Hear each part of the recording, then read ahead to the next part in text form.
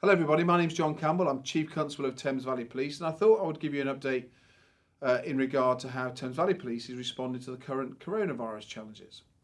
In terms of the force itself, we remain resilient. We have about 20% of our workforce currently either self-isolating or off work because of pre-existing medical conditions.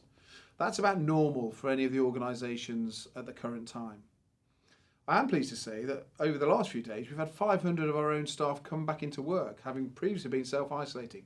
So we are seeing that as a pretty consistent number at the moment, and long may that continue. But we do have to make sure that we are resilient not only now, but for the future as well. And we've put into place some changes to make sure that we can not only protect the public over the next few weeks and months, but also protect our own staff, and they are linked. Officers are not immune from contracting the virus or transmitting the virus as well.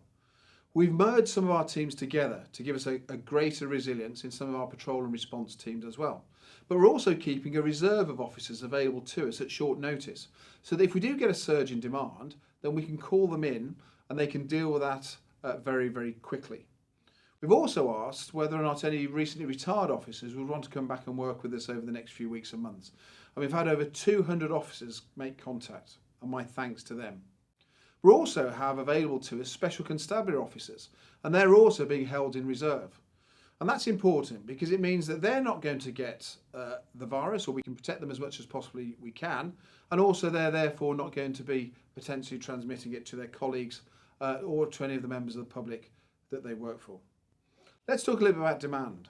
One of the reasons we can remain resilient is because we are actually getting less calls from the public in respect of some of the historical type of things that the police would deal with. So for example, there is almost no nighttime economy now in terms of pubs and clubs. So we have a significant amount of work associated with that. People are staying in their homes. They're not going about their normal activities during the day. The roads are quieter. So all of that means that we get less calls from the public. And that's quite important because we are then able to use some of that capacity to enforce the new powers that we've been given. Now, you recall that these powers came in quite recently, and they're very important because they're about protecting the community and protecting the NHS. And that's why my officers are going about and engaging with members of the public. So what is our approach to these new powers? Well, first of all, we're asking our officers to engage with members of the public, have those conversations. And then, if there is some uncertainty, explain what the new rules are. Then we'll ask them to encourage the member of the public to comply. And only as a last resort will we enforce. We have seen some examples in the last few days where we have had to make arrests in respect of people breaching the new legislation. And a number of people are now serving custodial sentences because of that, normally associated with some of the criminal acts that they've been committing at the time. And we did have an incident where a member of the public coughed at our officers, and he too is currently in prison. We are seeing certain types of demand go up. We have seen an increase in fraud, online fraud in particular. We are expecting a potential rise in domestic abuse just because of the nature of people being confined within their homes. If you are a victim of domestic abuse, I would encourage you to call. You can call us on 999s, and if you're unable to actually speak, you can press 55 and you'll get a response from the police. The other thing that we've been doing is looking at how we can actually operate our police stations. We have very few people go into our police stations currently. Many people contact us via the phone or online. And so across the force area, we've actually shut many of our front counters. Can I just finish with a couple of words of thanks?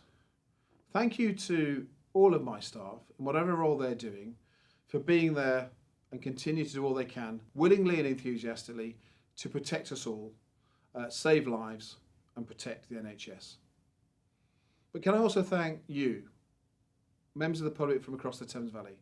Thank you for complying with the new rules, as difficult as that is. And thank you for the support you are showing to my officers when you're speaking with them, engaging with them, and some of the comments that we receive into the force, both in terms of letters and online. It is greatly appreciated. Thank you for listening, and my very best wishes to you all.